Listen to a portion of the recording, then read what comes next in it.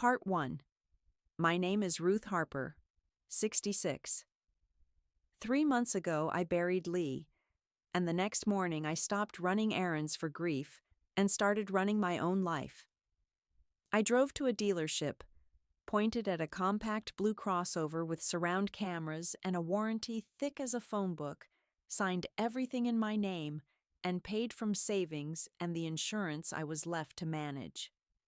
No ceremony, no audience. Keys in my palm, engine purring. I took the long way home and tested every button.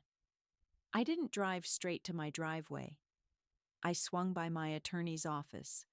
Nora Blake, the only woman in town who reads fine print like it owes her money. We built a neat, weaponized packet, notarized statement of exclusive ownership, certified copies of the title and registration, a physician's note confirming full capacity, revocation of every stale power of attorney anyone ever waived near me, a warning letter citing criminal liability for unauthorized control of a motor vehicle, and a new will with beneficiaries who aren't related to my last name. Nora stamped, sealed, and slid the stack into a clear sleeve. I added a yellow card on top in thick marker. Read this first. I tucked the sleeve into the seatback pocket behind the driver. Then I drove home and hung the keys on the little brass hook by the door like I always had. At dawn, I brewed coffee and planned an ordinary day. Groceries, bank, maybe the hardware store for new porch bulbs. Tires clean, tank half full, list on the counter. That's when Daniel marched in without knocking. My son. Behind him, Kelsey, camera-ready hair, a phone that never stops recording anyone else's life. "Where are the keys?" he asked. Not hello. Not how are you. "On the hook," I said. He took them, clipped the fob with a little smirk, and talked while walking. "We're going to her parents' place. Our car's acting up. Yours is safer for highway miles. Also, on the way, we'll tour a very nice senior community." "You shouldn't be alone in that house." "Put the keys back," I said, even tone. "Mom, be practical." The door slammed. He slid behind my wheel. Kelsey buckled in, lifted her phone, and gave the screen her polished version of sympathy. I watched the backup camera light the fence line. The crossover rolled toward the street. I set my coffee down, picked up my phone, and typed 3 words. Check the seat back. Delivered. Read. Silence. 5 minutes. Then my phone rattled with calls I declined. Another text lit the screen. Turning around. Home in 90. He pulled in alone. No Kelsey. Daniel walked inside like a schoolboy who knows the principal has the file. He laid the clear sleeve and my keys on the table. "I read it," he said, throat tight. "I messed up." "Use the right words," I told him. "I took your car without permission. That's theft. And I tried to push you into a place you didn't choose. That's pressure, and it's wrong. Now we're speaking the same language." I tapped Nora's letter, the one citing the statute for unauthorized control and the tidy timeline for filing. I fanned the title, the capacity note, the fresh will. "All current," I said. "Reporting window is a year. The will stands." "Mom, sit." He sat. I didn't raise my voice. I set terms the way you set a jack under a frame. Square, solid, no wobble. 1. Everything on this property is mine. Touch anything again without permission, I call the police and follow through. 2. Individual therapy. 6 sessions minimum. Send me dates and receipts. Not couples. Not group. You. 3. No visits. Weekly phone call. 10 minutes. Sundays at 5. We reassess after your 6th appointment. He nodded hard enough to rattle the air. He reached for a hug. I stepped back. Not yet, I said. You didn't come to help. You came to take. I'll remember. He left with his shoulders lower than when he'd arrived. The house reset to quiet. I checked the packet, returned it to its pocket, and set a reminder to video check with Nora tomorrow. By dusk, Kelsey stood on my porch with her arms planted and a voice tuned for confrontation.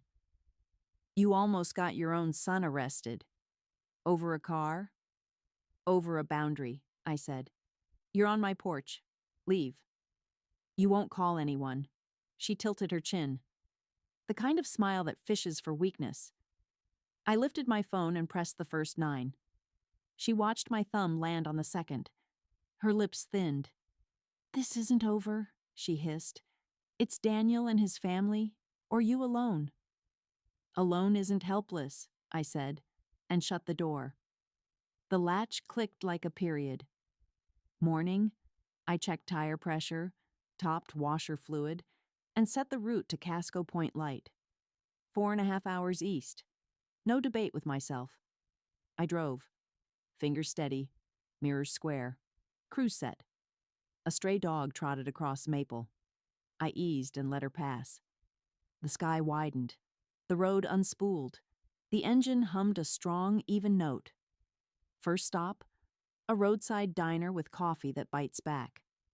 I ate pie and watched an older woman trace routes on a paper atlas with a carpenter's pencil. We traded nods. No stories, no apologies. Back to the highway. At a long light, my phone chimed. A photo of an appointment card. Thursday, 3 p.m. Dr. Ames, individual. No commentary. Another text. I moved in with friends. I need time to think. Good. Think on your own dime. The lighthouse arrived exactly when the day needed a spine. I parked, grabbed my battered point and shoot, climbed the stairs, and let the Atlantic do what it does. Move. No speeches to the wind. No rehearsed wisdom. Waves broke, and that was enough. I took a different road home, one lined with tall pines that leaned like an honor guard. My porch light clicked on as I rolled into the drive. Daniel waited there, alone again, with a manila envelope. Therapy confirmations, he said, and I filed for separate maintenance. I'm staying elsewhere for now. Good, I said. Do the work. Can I drive you to the store? Just groceries. No, I make my own list. He swallowed, nodded, and stepped off the porch.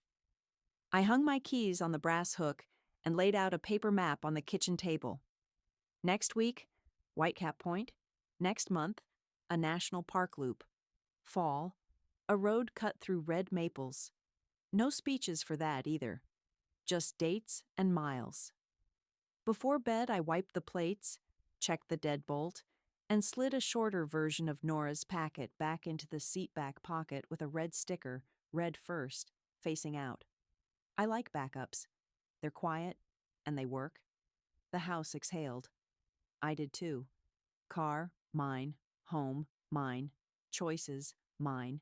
If anyone can't live with that, the statute number is in bold ink, and the engine turns over on the first try. Tomorrow I'll pick up bulbs for the porch and a paper atlas of my own. I don't wait for permission. I start the car and go. Part 2. Sunday, 5 p.m., on the dot. I answered on speaker with a pen over a notepad. It's Daniel, he said. Session 1 done. 2 scheduled. Date and time. Thursday, 3 o'clock. Next Tuesday, 9 a.m. Text the confirmations. 10 minutes start now. No small talk. I ran the checklist. He'd moved out. He'd secured his own transportation. He'd returned the spare house key he forgot in a junk drawer. He complied. At 9 minutes, he tried, "Can I stop by?" At 6 sessions, we reevaluate, I said, and ended at 10. I used the quiet to work. Locks first. New deadbolts, new garage keypad, fresh Wi-Fi with a long, rude password. I bought a dash cam, a steering wheel lock, and a GPS the size of a lozenge that tucks under the rear trim. The crossover got a dealer pin on the key-cut system. Nora drew up a simple cease and desist addressed to Kelsey for trespass and harassment. Certified mail, return receipt requested. Paper travels farther than speeches. Monday, the doorbell. 2 officers on the porch. "Ma'am, we got a welfare check request," the older one said. "Caller said you might be confused. Unsafe to drive." Kelsey's voice all over it. I invited them in, handed the capacity letter and the packet, showed the car's title, today's grocery list, the new locks. The younger cop's brows lifted at the neat stack of stamps and seals. "Appreciate your time, Ms. Harper," the older one said, already annoyed at whoever had wasted it. "Anything else you'd like to report?" "Yes," I said. "Document this. Attempted coercion into a facility, attempted deprivation of property, names attached." I slid a typed one-pager across. They scanned, nodded, and left me a card for the elder abuse detective. I called that afternoon and added a statement. File number in ink on my fridge, under the magnet with the lighthouse. Tuesday, the dealership rang. "Ms. Harper, service. Someone requested a replacement key cut by VIN. They didn't know the personal PIN, so we're calling." "Name on the request?" I asked. A shrug in the man's voice. "They said they were family." "Schedule them tomorrow at 11, I said. "I'll bring coffee." At 10:50, I parked where the cameras could see. Nora waited in her sedan with the window cracked. A patrol car idled at the corner because coincidences are for people without calendars. At 11:06, Kelsey floated in, sunglasses big as a visor, a man behind her carrying nothing but self-importance. "Hi, I'm here for the spare key," she sang.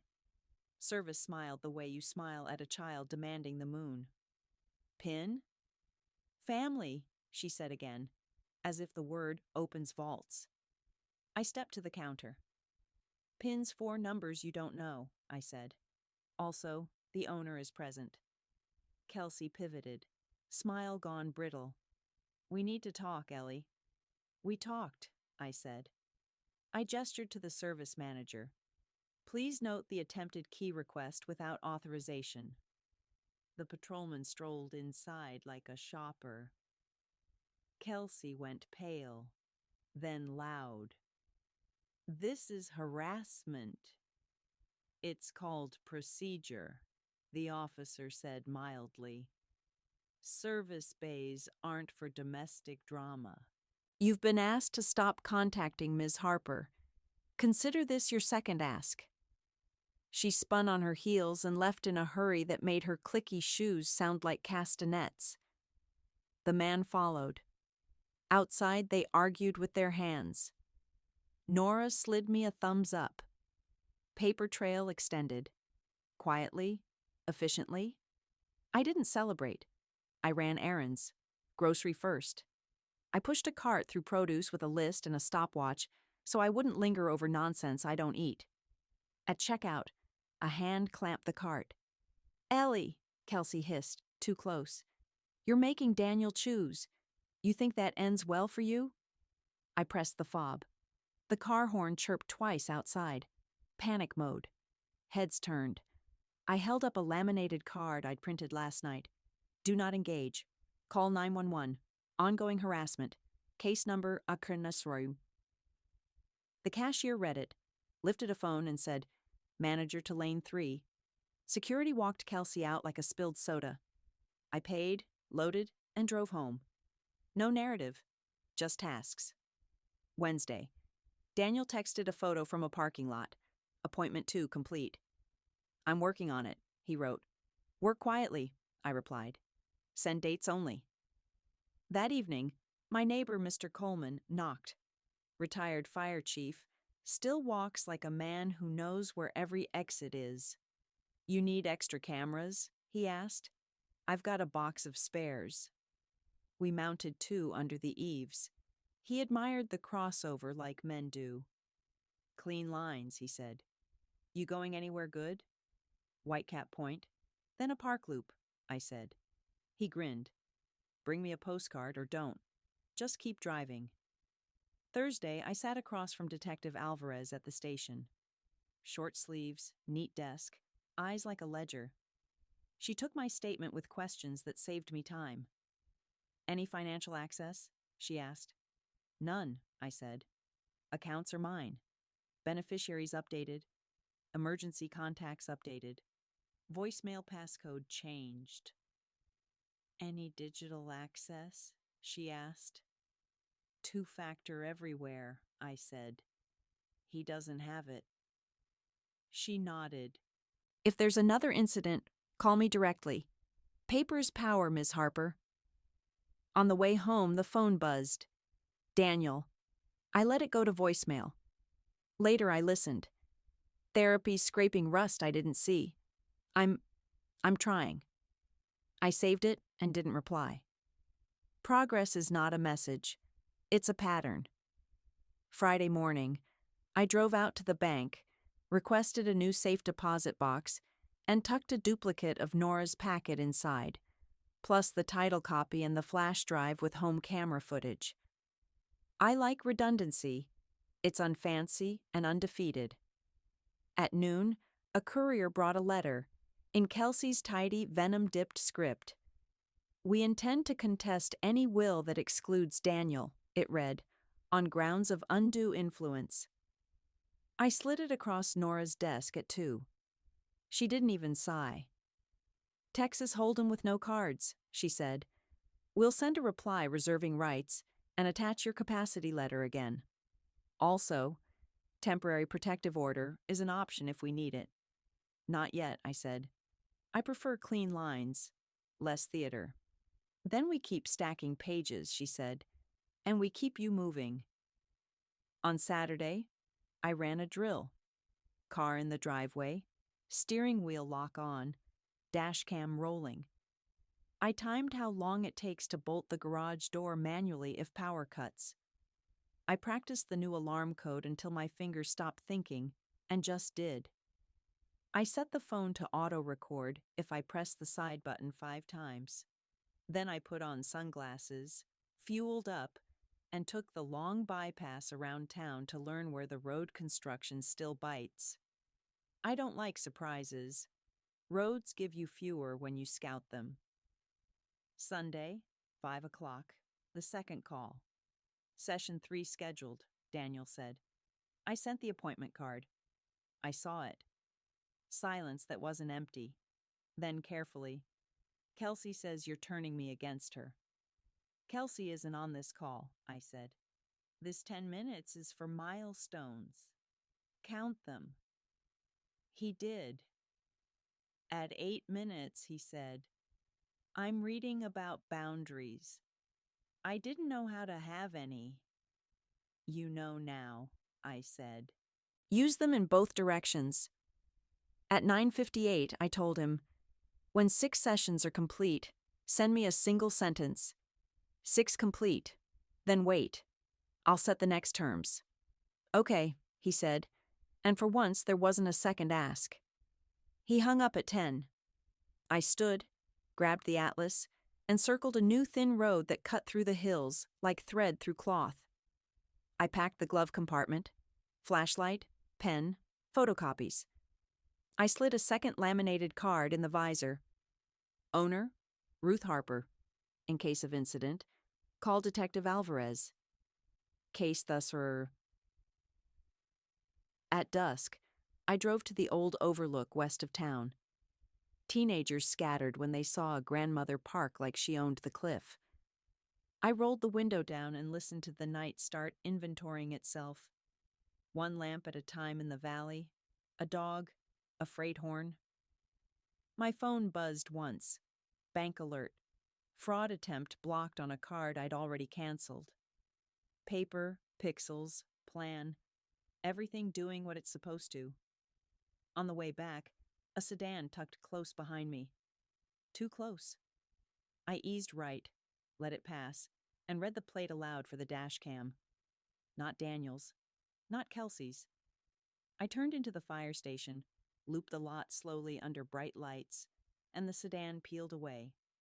I watched it go and didn't chase. I don't chase. I record. I report. I route around. Home. Porch light on. Keys on the brass hook. I set Whitecap Point for Tuesday, the park loop for the weekend, and a note to buy Coleman a pie for the camera work. Then I wrote one more line on a sticky note and left it on the inside of my door, where I'd see it every time I stepped out. Steer first. Explain later. Part 3, Monday, 6:15 a.m. I was halfway through a set of porch light bulbs when my phone pinged 6 times in a row. Screenshots from Serena, my straightest talking friend. Kelsey had posted a shiny little reel, sad music, my house in the background, captions about a confused elder being manipulated by outsiders and alienated from her son. Comments full of strangers prescribing facilities like vitamins. I didn't argue in the comments. I printed the real transcript, stapled it to my detective's card, and slid both into Nora's in-tray with a note. Defamation plus harassment addendum. Advise. Then I went to Whitecap Point. Fog hugged the road. Good. Less traffic. I kept to the right lane. Steady speed. Dash cam on. At the overlook, the fog lifted in one clean motion like a curtain. I took 2 pictures, one for Coleman's fridge, one for my own, and headed back before noon. Time matters. People do their worst in afternoons. On my street, a county sedan idled near my mailbox. The driver got out. Tan file, neat tie, polite voice. Ms. Harper, I'm Investigator Brooks. We received a petition from your daughter-in-law seeking emergency guardianship. I smiled the way you smile at a rookie who thinks a prop gun is loaded. You'll want this, I said, handing him my capacity letter, the physician's note, and my packet index. Also the case number for ongoing harassment, and the cease and desist she ignored. He leafed, slowed, then actually read. We'll close this out today, he said. You'll get confirmation. Send it certified, I said. I collect paper. He chuckled despite himself and left. 10 minutes later, Alvarez called. Guardianship petition withdrawn. I filed your addendum. Keep logging everything. I didn't celebrate. I logged. A list keeps the blood cool. At 2, Daniel's call. 10 minutes. Sunday rules. I didn't know she filed that, he said. You're in therapy. Stay there, I said. Guardianship is done. Next subject. He exhaled a yes. I've been reading up on power of attorney abuse. Good, I said. Learning the language is part of the work. That night, motion alert, Southside camera. I pulled the feed on my TV. A shape at the gate, small and jumpy. Not Kelsey. Teenagers. They rattled the latch, saw the camera red dot, and took off. I called Coleman anyway. He walked the fence with me, handheld flashlight cutting neat slices of yard. You could use a brighter flood here, he said. We mounted one on the spot. That's how to sleep. Do the task, not the poem. Tuesday, service reminder light. Oil change. I booked it, then called the insurance agent. I want the telematics dongle, I told him. The one that records driving events. You'll get a discount, he said. I'm not shopping a discount. I'm shopping a log. By noon, Nora had my defamation draft ready. Cool, precise, 0 adjectives. We served it to Kelsey's email and the mailbox she pretends she doesn't check. We also prepared a template for a protective order. You say when, Nora said. I'll file in an hour. Not yet, I told her. I like when they hang themselves with their own rope. Afternoon, I ran a new drill. What happens if my phone dies mid-event? Answer. The key fob panic button still screams. The dash cam is hardwired. The neighbor's camera catches the sidewalk. I set a spare battery pack in the console and wrote a Sharpie note on it. Charge weekly. At 4:20, the doorbell. I opened it on the chain and met a woman with a clipboard and a tone. Home care services, she chirped. We're here for your intake, Miss Harper. No, you're here for billable hours someone else would like to see on my account, I said. This residence is not a client. She blinked. Your daughter-in-law set this up. My daughter-in-law sets up her own nonsense, I said, and closed the door. I texted Alvarez. Unsolicited home care intake, likely K. Alvarez replied. Note added. If they return, call me. Wednesday, Daniel texted. Session 3 complete. A second text, longer. I suspended all Kelsey's access to my accounts. We're separating finances. I typed back one word. Noted. 5 minutes later, Kelsey called me directly. I let it ring to voicemail. She left one of those messages meant for a courtroom. Sweetened poison, all concern and performative sighs. I forwarded it to Nora and to Alvarez. Pattern, not drama. By evening, I needed road. I drove the bypass loop that skirts the river. I mapped every spot where a car can sit invisible. Underpasses, vacant lots, the feed mill. I picked 2 lit lots with cameras where I can pivot if tailed. Fire station and hospital. I passed both, memorized entrances and exits. I don't need heroics. I need routes. Thursday morning, a florist van coughed up 2 vases I didn't order. Card. To the bravest mom. Love, Daniel. The handwriting was wrong. I called my son. I didn't send flowers, he said. Kelsey's making herself the narrator. Return to sender, I told the driver. Address on the card. At noon, service bay. Oil change, rotate tires, update the infotainment, set pin to something I won't forget if I'm sleepy. In the waiting room, a man I didn't know pretended to read a magazine upside down and kept watching the door. I moved to stand where the camera could see us both and pulled out my laminated card. He didn't like being seen. He left. I logged the time and a description down to the shoes. On the way home, I stopped at a print shop and made 5 more laminated cards. 1 for the visor, 1 for my wallet, 1 for the pantry, 2 for the glove box. Red border, bold font, case number front and center. Tools beat speeches. Friday, the neighbor kids sold lemonade and I bought 3 cups because they were hustling and I like hustle. Kelsey drove by slow, phone up, recording my fence like it might spontaneously confess. I used the phone's side button shortcut.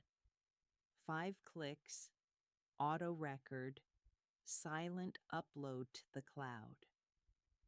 She doesn't get to edit my life. That night, I laid out a simple plan for Saturday. Load the trunk with a go bag. Paper copies, meds, water, charger, check spare tire, leave at dawn for the Hill Road, breakfast at the truck stop where the pancakes weigh more than the plate.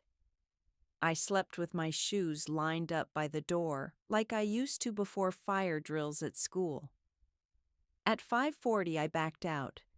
A gray sedan slid from a dark curb and latched onto my bumper at a polite distance that wasn't polite at all. I read the plate for the dash cam and took my first pivot point, left into the hospital loop, a slow circle under lights, Then back to Maine, where the cameras are new and bright. The sedan followed. Fine. I hit the fob on my pocket for the panic chirp as I passed the police substation. The chirp is legal and loud. The sedan eased off, reconsidering its hobby. I let it go. I don't chase. At breakfast, the waitress topped my coffee and said, "You from around here, hun?" "Long enough to know the good roads," I said. "Then you know the trick," she winked. "Always sit with your back to the wall and your eyes on the door." I smiled. Already got the wall.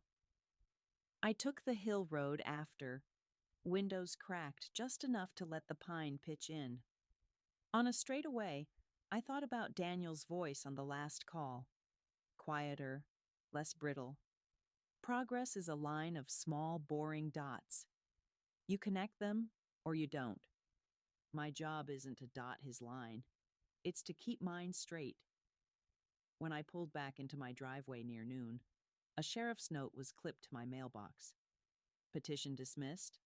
False reports logged. Below it, Alvarez's handwriting. Call if she escalates. A. I took a picture and filed the original in the kitchen drawer, where I keep warranties that outlive their appliances. At 1, Daniel texted, "I'm at session 4 on Tuesday. I'll send the card." Then, I told Kelsey the reel was defamatory. She doubled down. Then nothing. Good. Silence is sometimes a sign the right door closed. I spent the afternoon tightening the last loose ends, labeled the breaker box, backed up camera footage, ran the generator for 10 minutes to keep it honest. I set the next route, Park Loop, on the atlas with a pencil, not a pen. Roads change. Plans adapt. At sunset, I drove to the old mill lot and idled facing west. I didn't come for sun or memory. I came to time how long it takes from ignition to merge when the lot's half full and the angle's bad. Answer: 8 seconds if you don't hesitate, 11 if you're polite. I like 8. On the way home, my phone buzzed. Unknown number. Text only. "You think you've won, Grandma?" It read.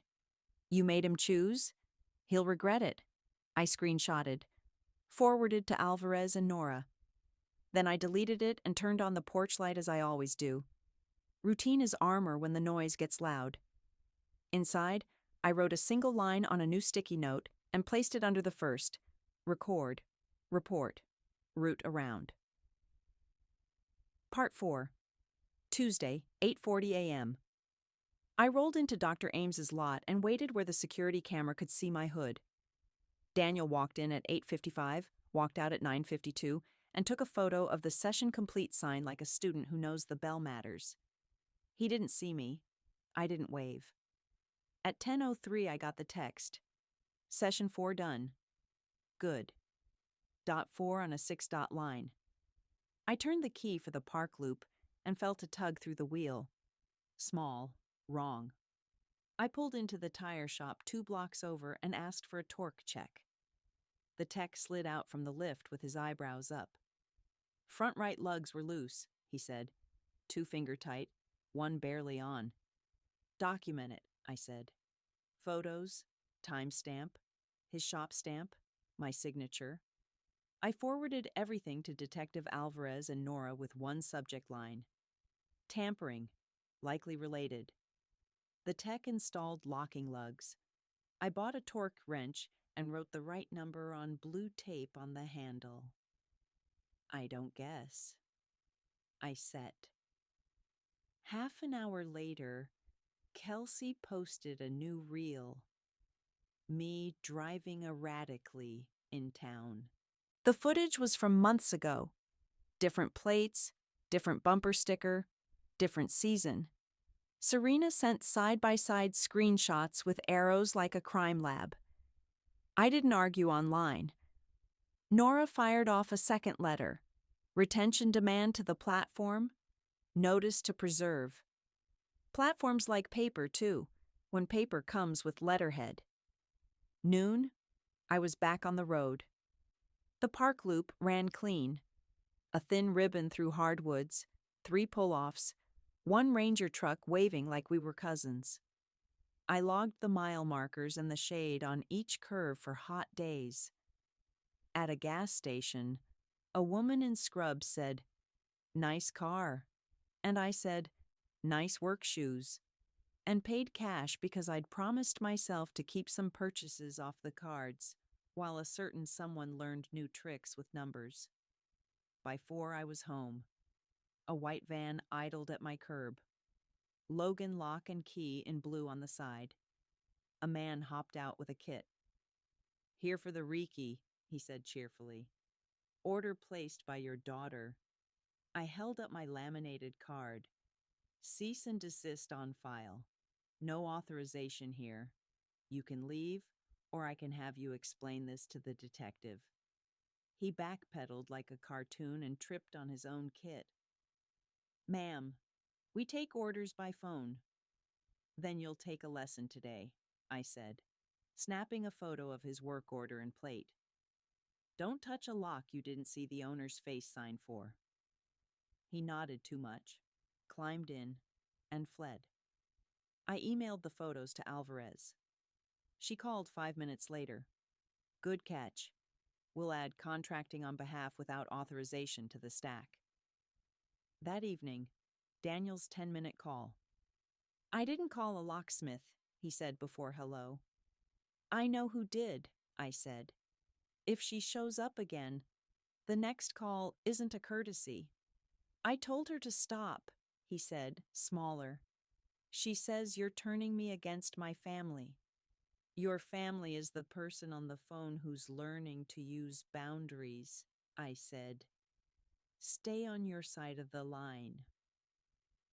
Wednesday morning, I met Alvarez at the station to sign the tampering affidavit. She slid a form across. "Temporary protective order," she said. "Low drama, high utility. You ready?" "Yes," I said. We filed. A judge stamped it at 10:17 a.m. No contact, no approach, no posts using my name or likeness.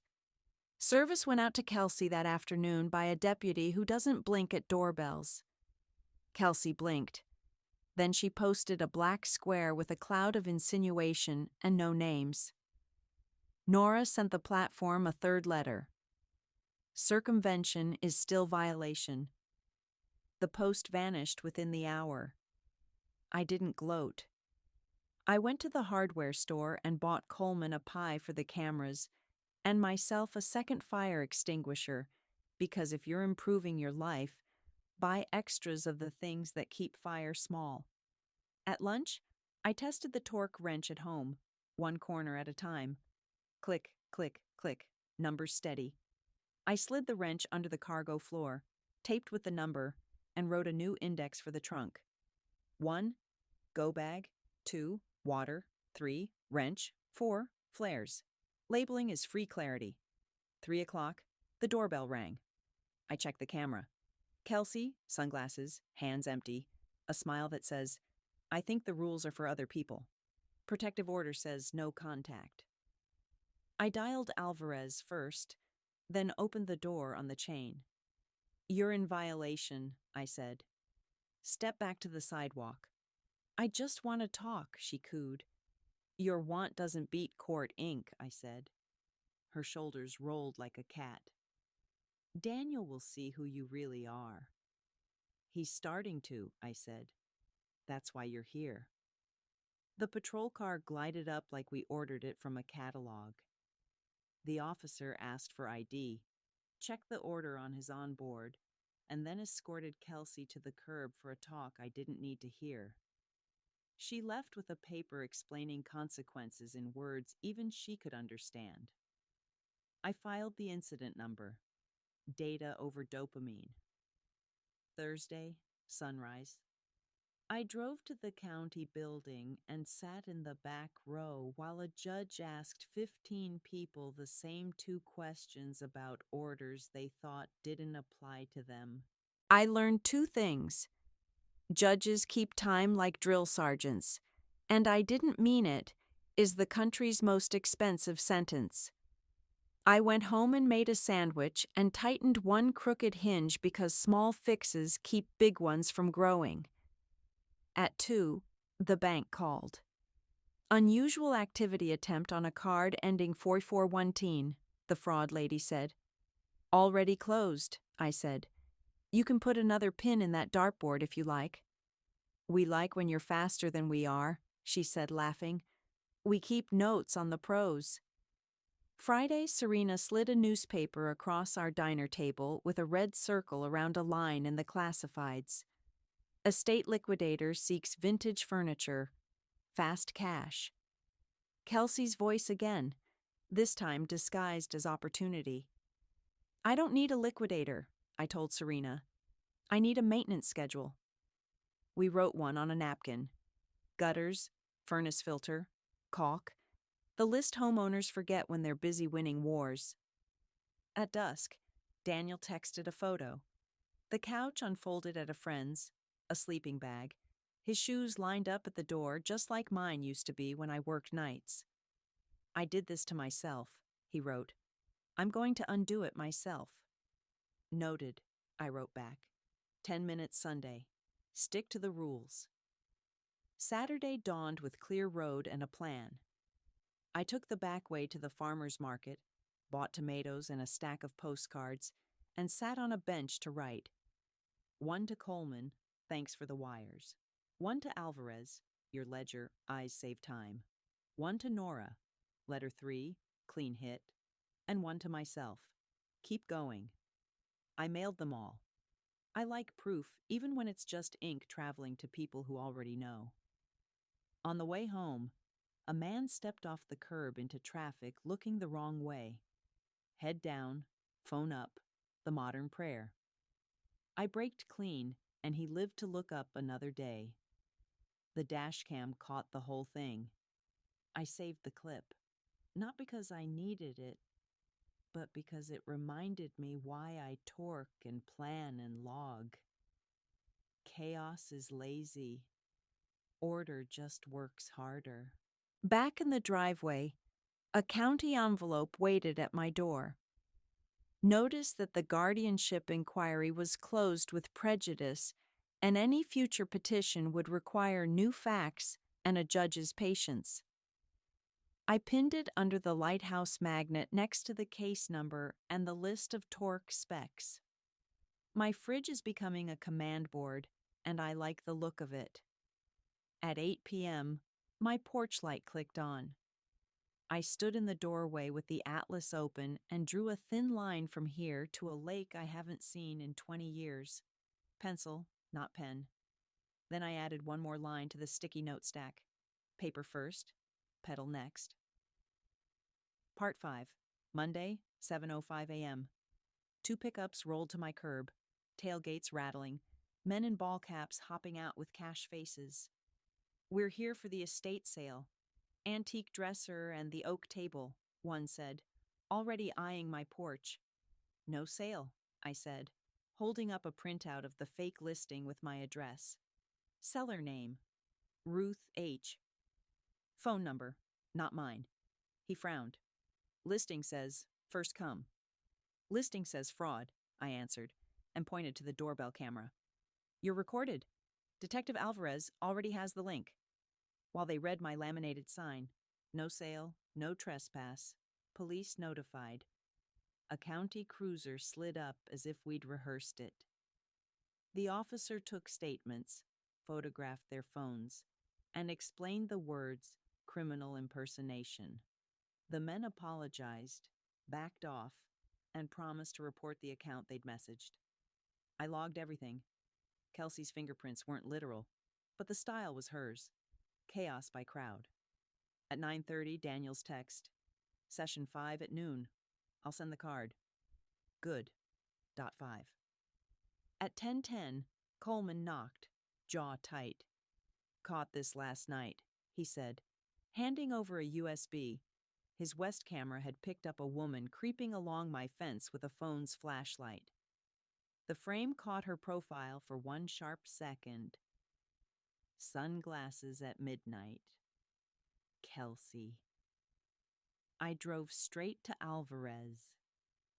She viewed, paused, and exhaled through her nose. That's a violation, she said. We'll file it and ask for an immediate hearing. By noon, Daniel sent the photo. Session 5 complete. I replied with one word. Noted. At 1 now, the fake listing account DM'd me from a new handle. More items today? I forwarded to Nora and the detective, then blocked.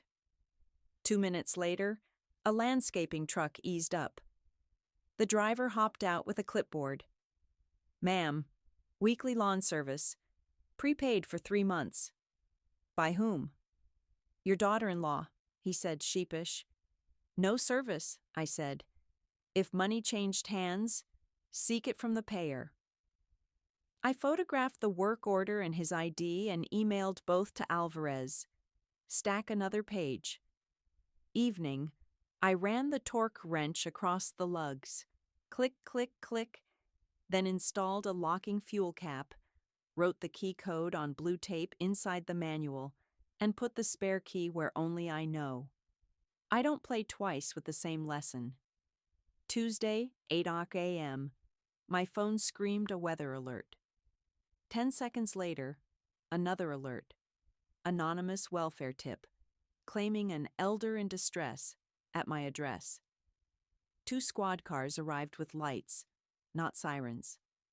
I met them at the gate with the capacity letter and a smile with no warmth in it. The younger officer glanced at my fridge command board.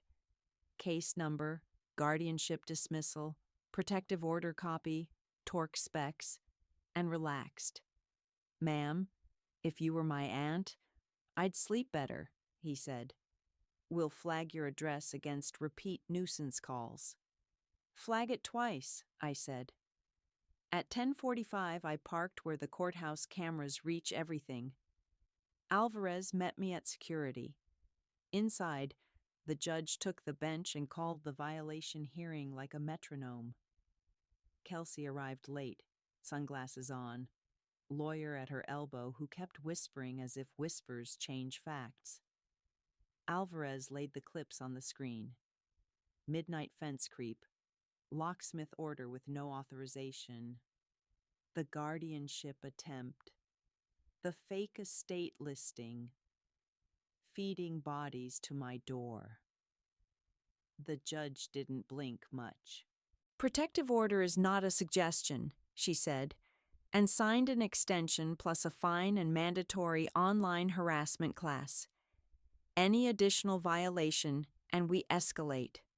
Kelsey hissed, "This is persecution," loud enough for the mics. The judge looked over her glasses. "It's paperwork," she said. "Do you prefer handcuffs?" Kelsey's lawyer tugged her sleeve. They left fast. Outside, Daniel stood under the courthouse awning, hands empty, eyes level. "No, Kelsey. Session 6 tomorrow," he said. 9 a.m. "Send the card," I said. "Then wait." Wednesday, 9:58, the photo hit my screen. 6 complete. I let 1 minute breathe, then sent terms. Public place. 15 minutes. No touch, no ask, no Kelsey. Bring nothing except yourself and a driver's license. Martin's Diner. Booth by the window. 6 p.m. If you're late, it's over. He replied, "I'll be there." I arrived early and sat with my back to the wall and eyes on the door like the waitress taught me. Daniel came at 5:58. Alone, clean shirt, no performance. He took the other side of the booth and put his hands flat on the formica as if he'd checked them for contraband. "Read your sentence," I said. He swallowed. 6 complete, he said. "I'm here to listen." Good sentence. I ordered meatloaf because I don't do delicate when I'm laying track. He ordered coffee and didn't add sugar like he used to when he was 20 and broke. Progress lives in small edits. "Status," I said. "I moved my stuff out," he said. I closed the joint credit card. I changed my passcodes. I told Kelsey I won't discuss you or your assets with her. She called me a traitor. I said I was a son. Good, I said. Next terms. He nodded as if bracing. I slid a single-page sheet across. Bullet points, no fluff. Boundaries. Phase 2, I read. 1. Bi-weekly calls, still 10 minutes. 2.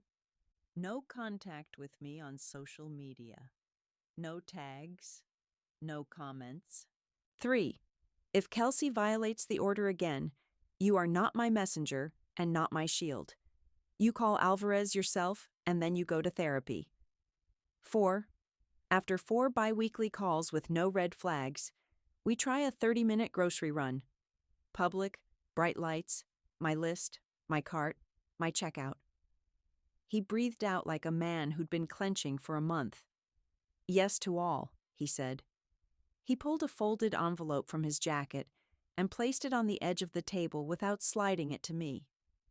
And this, a notarized statement I wrote this morning. I renounce any expectation of inheritance. I acknowledge your exclusive ownership of your assets and decisions. I'm not here to bargain or to earn it back. I'm here because I want a clean line.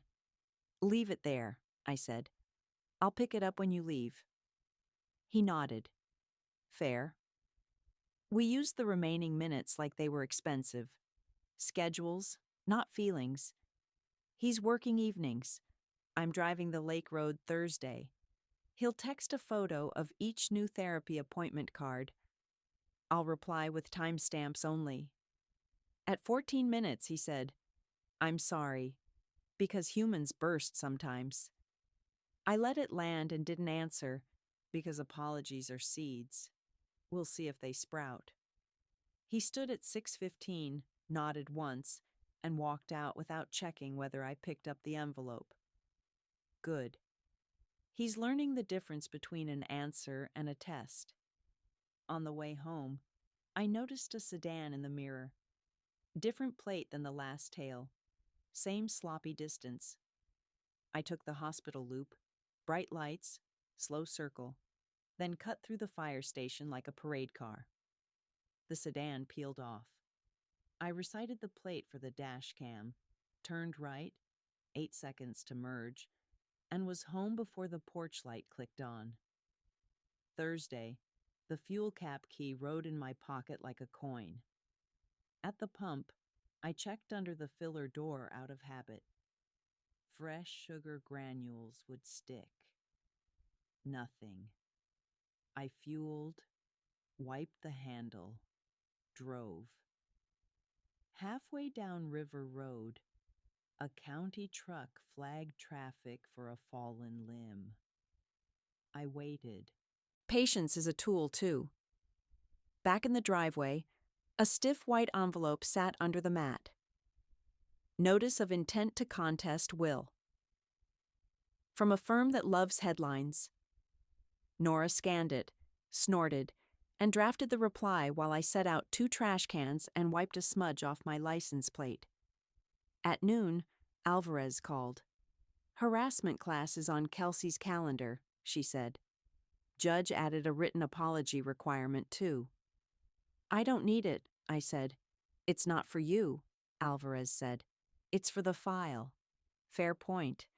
Paper is the only memory that never forgets. Evening, Serena and I drove the Ridge Road with the windows down and the radio low. She tossed me a grin at the switchback. Look at you, she said. 2 hands on the wheel, 6,000 pages of order in your wake. Pages are lighter than chaos, I said. We laughed, and the sound didn't feel like a borrowed thing. At home, I added 1 more strip to the inside of the door, right under the others. Set terms. Keep receipts. Drive your route. Part 6.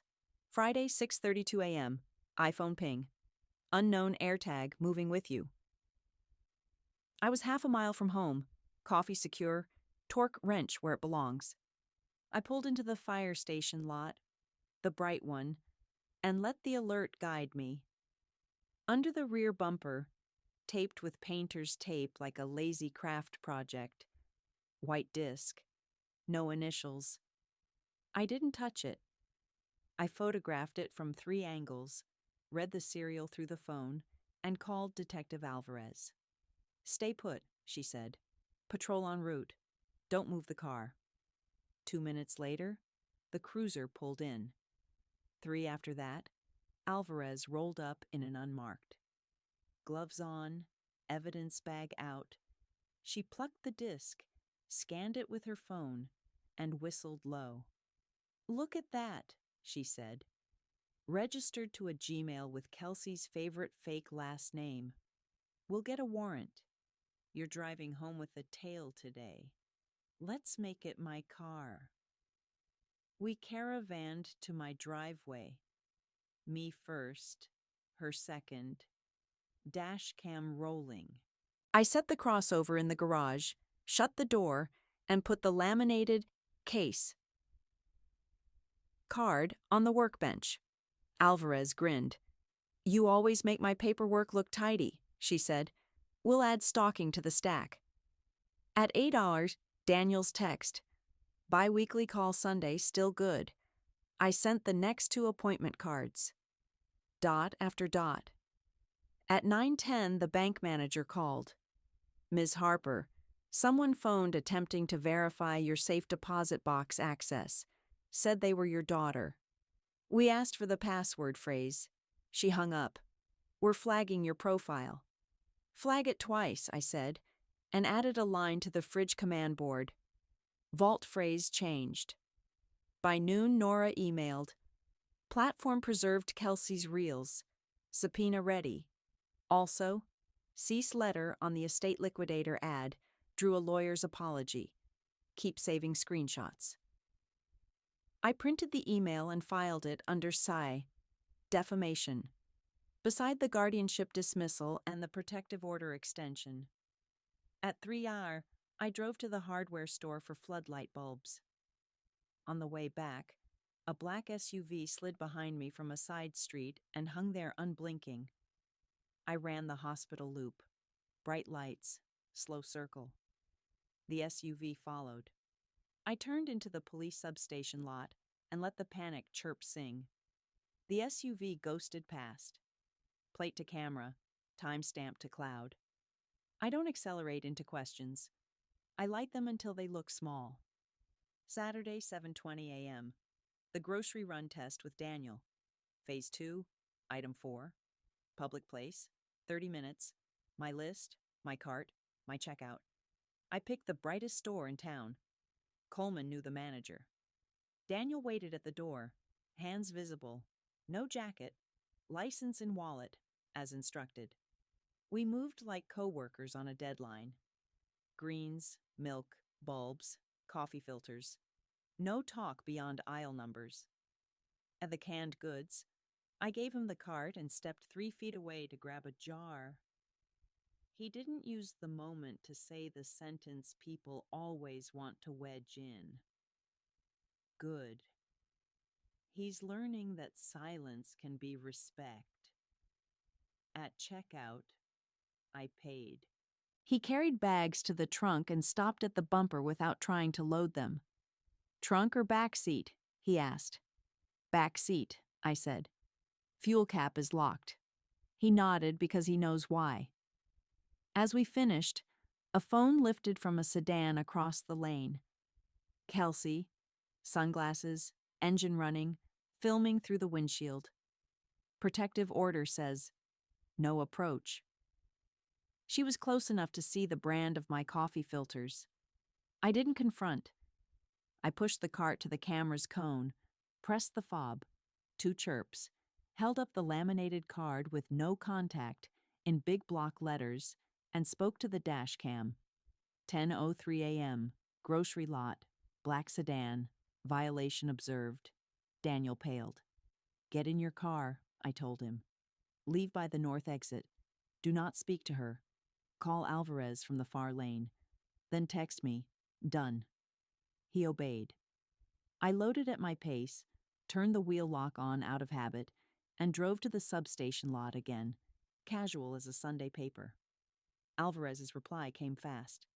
Unit dispatched. Stay put. 10 minutes later, a patrol car pinned the black sedan at the curb. Body cams blinked. Papers changed hands. Kelsey's hands flew. Hands don't beat ink. They cited her on the spot. She peeled away with a ticket and a complaint form that wasn't going to do what she wanted. Daniel texted one word. Done. Then, I'm sorry you had to see that. Noted, I wrote back. Then I went home and put the milk away. Milk doesn't care about drama. It cares about temperature. At noon, Alvarez called. We've got the tracker warrant signed. We'll seize devices. Stay predictable this afternoon so we can keep the timeline clean. Predictable is my brand, I said. I ran the vacuum, labeled 2 shelves, and rewound the garden hose so it wouldn't look like an invitation to trip at night. Order isn't quaint. It's coverage. At 2:18, Serena texted a location pin and 3 words. Pie and alibi. I drove to the diner. We sat by the window. I told her the facts without adjectives. She shook her head. You run your life like a firehouse, she said. Alarms, drills, exits. I like it. On the way back, my phone chimed from unknown. Court won't save you. Screenshot. Forward to Alvarez and Nora. Delete. Then I routed around. Different street, more lights, 1 extra loop. The message means less than the map. Sunday, 5 p.m. 10-minute call. Daniel sounded like a man fresh off a hard run.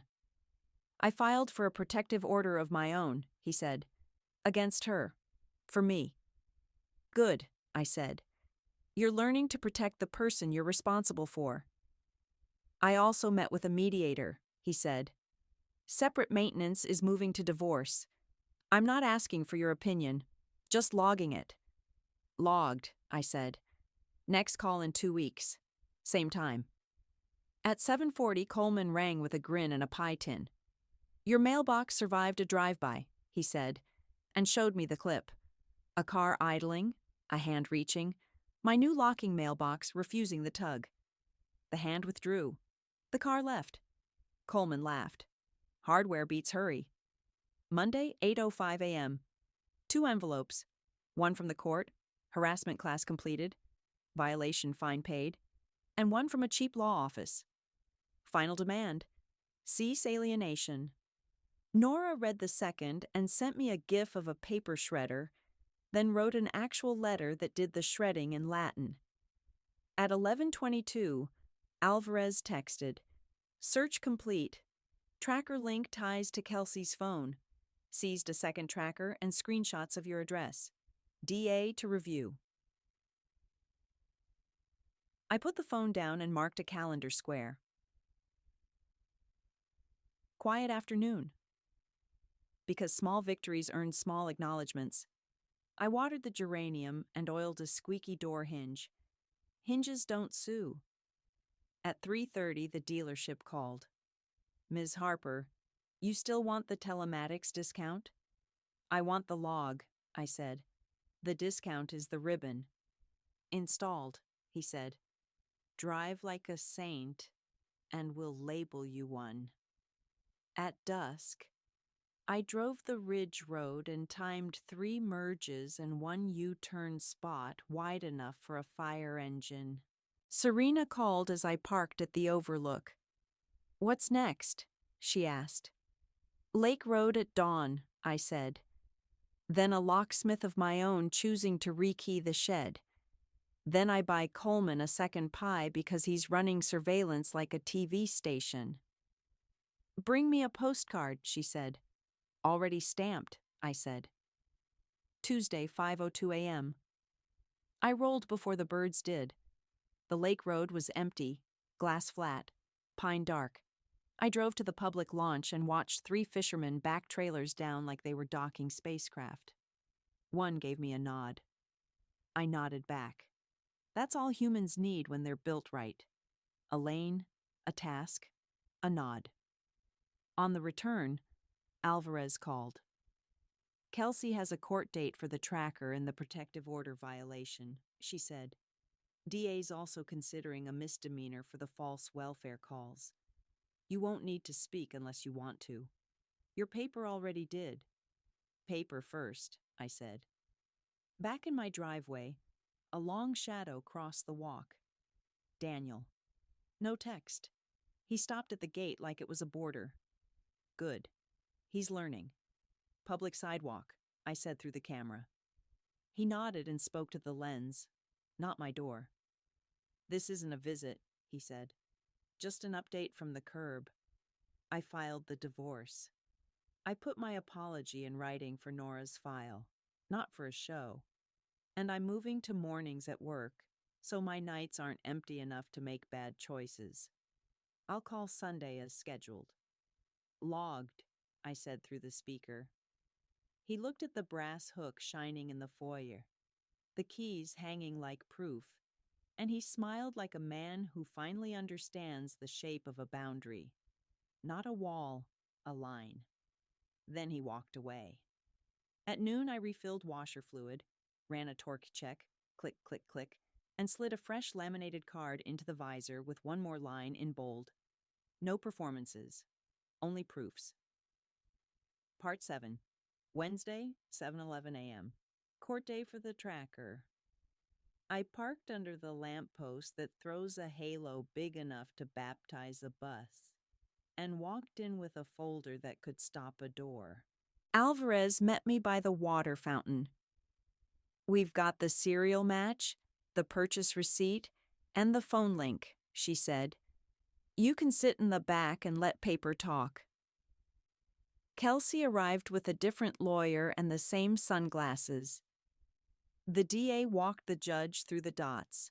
AirTag serial, Gmail receipt, screenshots of the app map, my dash cam clips, the protective order language in bold. Then the text from unknown, court won't save you. The judge didn't blink.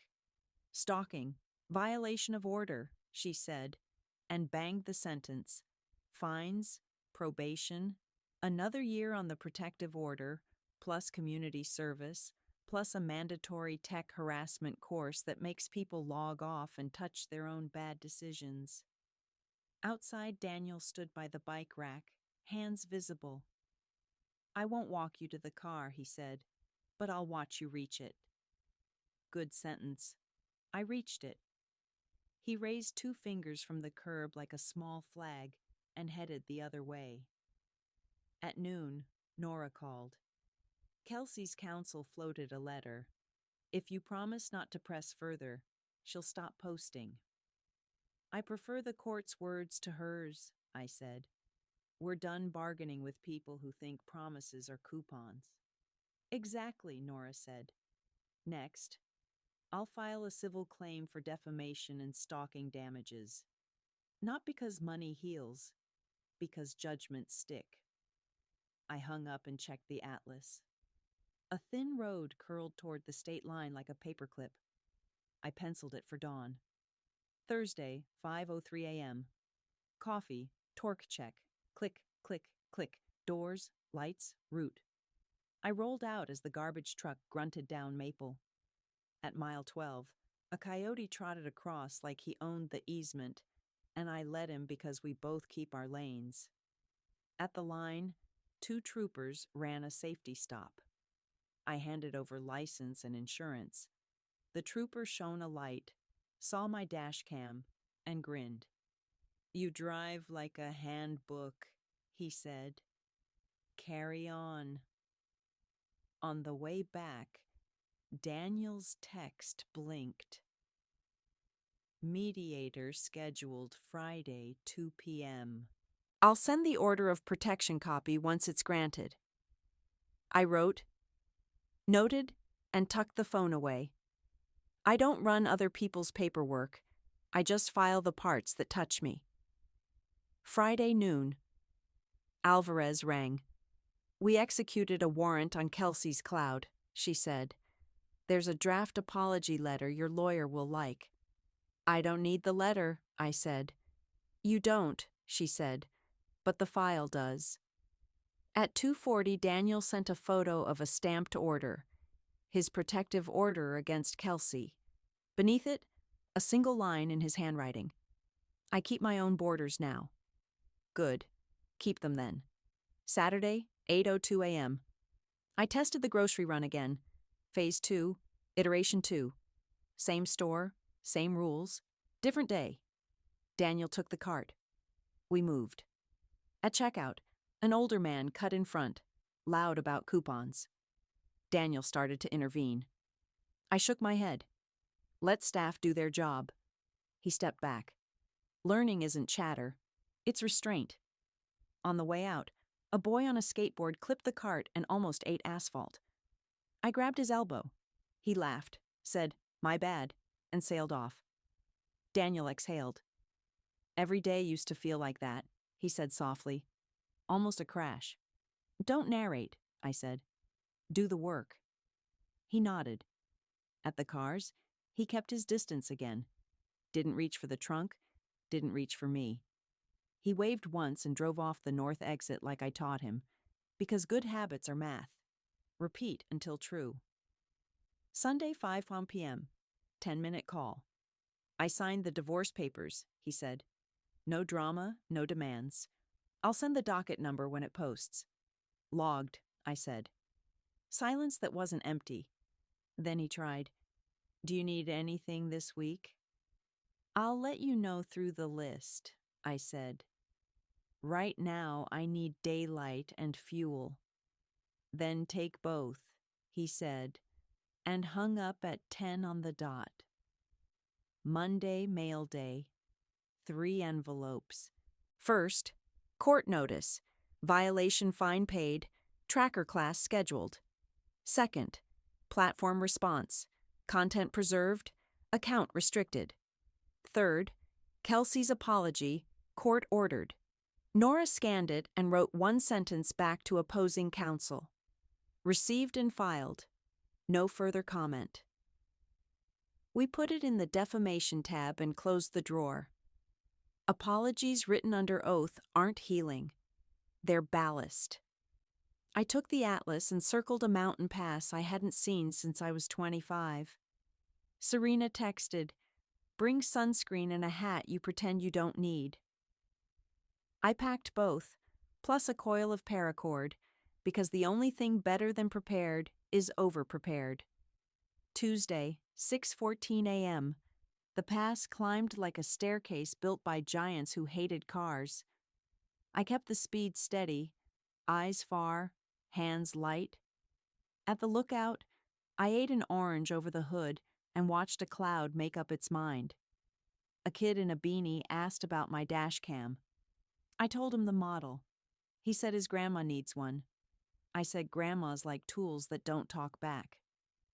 On the way down, a text from Alvarez. DA filed misdemeanor on the false welfare calls. Arraignment next month. You can stay home. Your affidavit is enough. I replied with a thumbs up I rarely use. Today it felt earned. At home, a plain envelope sat crooked in my mailbox, the kind without a return address that always thinks it's mysterious. Inside, a printout of a new fake listing. My living room couch for free pickup at 6 p.m. I didn't bother with outrage. I texted Alvarez and set up 2 lawn chairs and a cooler in the driveway at 5:50. Coleman joined me with a clipboard for effect. When the first scavenger slowed, he saw 2 older people and a camera staring back, and kept rolling. The second tried the curb. I raised the laminated "No Trespass" card and pointed to the patrol car parked 2 houses down like a lawn gnome with lights. Traffic moved along. At 6:30, I went inside and made chili. Chili doesn't care about pranks. It feeds whoever shows up with clean hands. Wednesday, 10:09 a.m. Nora called. Civil claim filed, she said. Stalking, defamation, intrusion. We're not chasing blood. We're stamping a record. Good, I said. Records outlast moods. At noon, Daniel texted a photo of the mediator's agreement. Temporary terms, separate addresses, no contact clause that mirrors mine.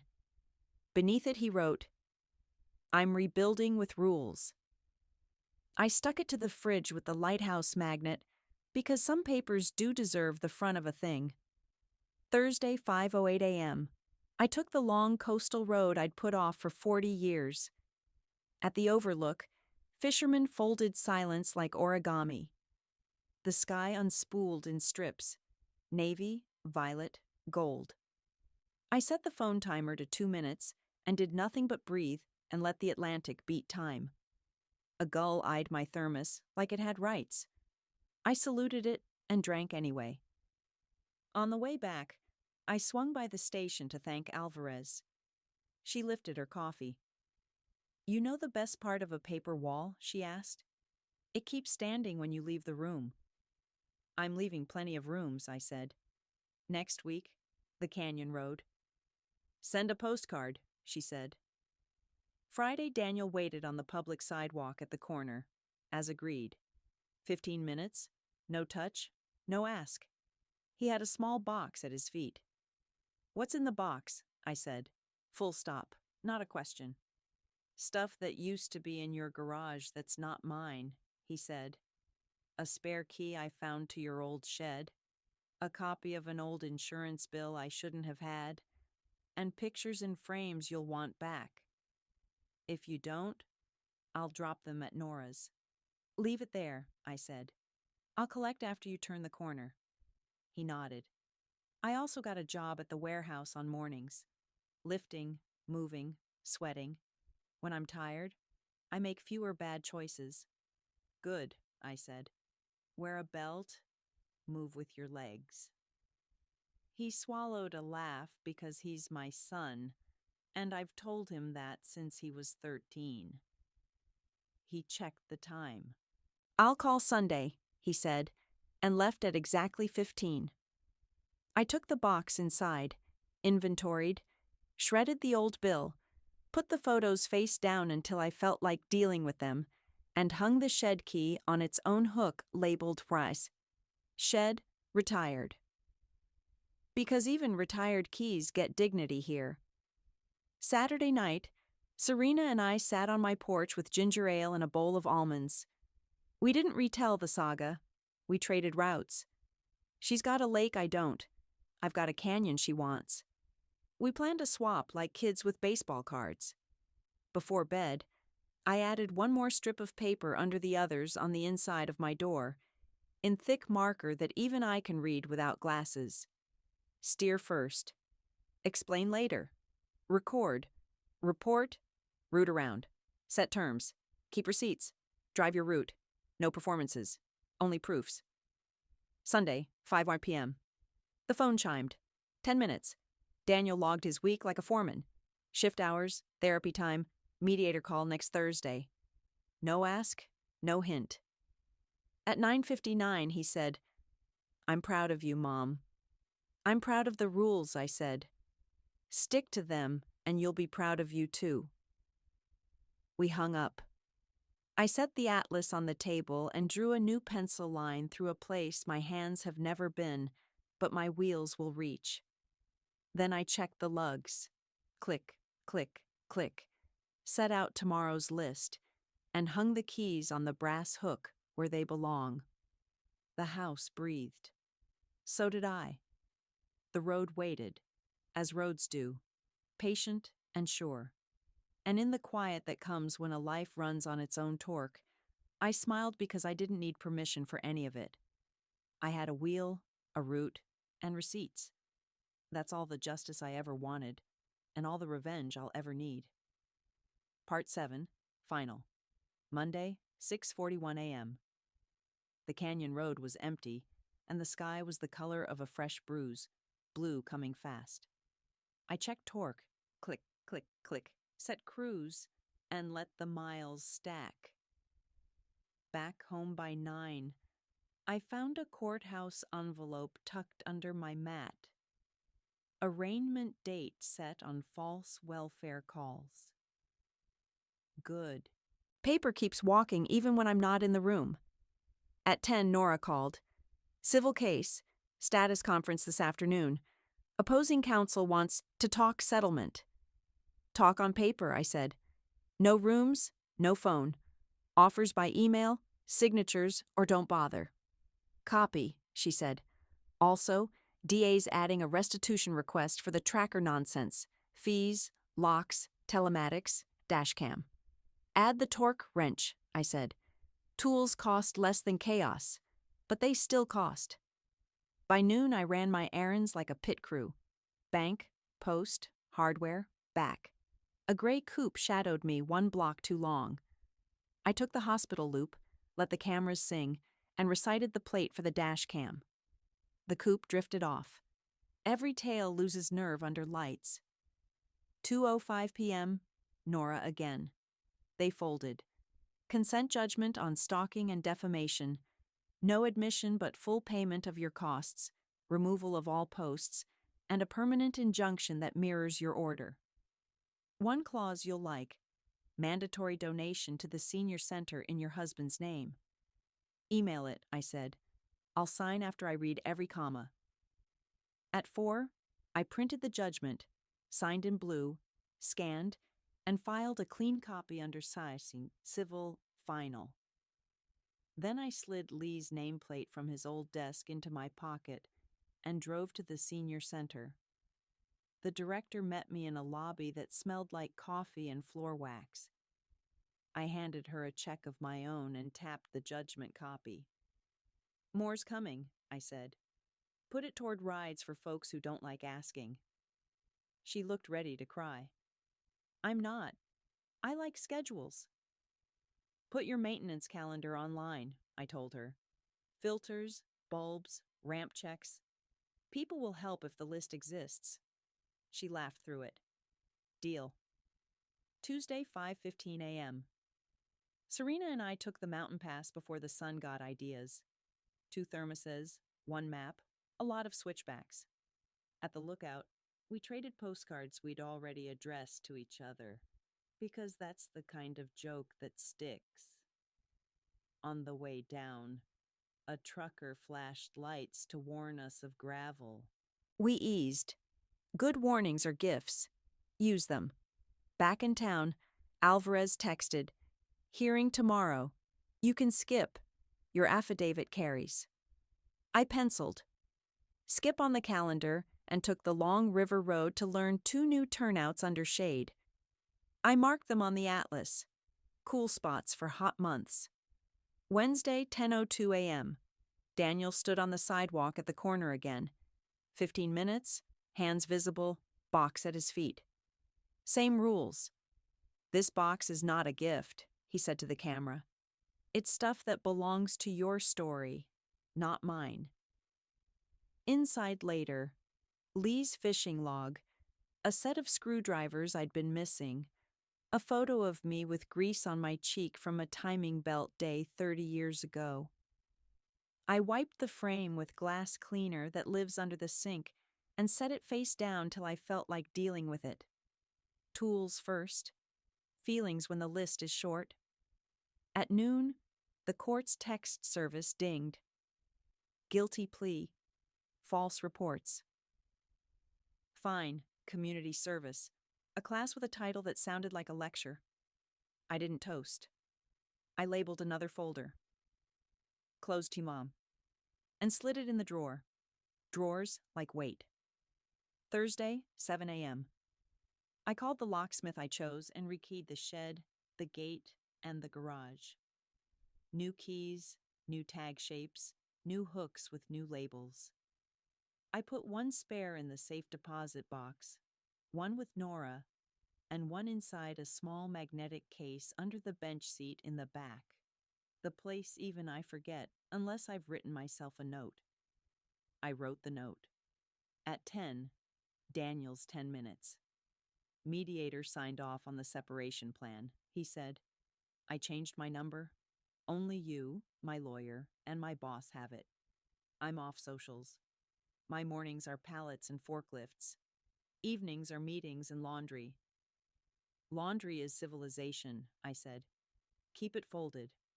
He laughed once, caught himself, stuck to the clock. I filed my notarized statement with Nora, too. I meant it. No inheritance expectation.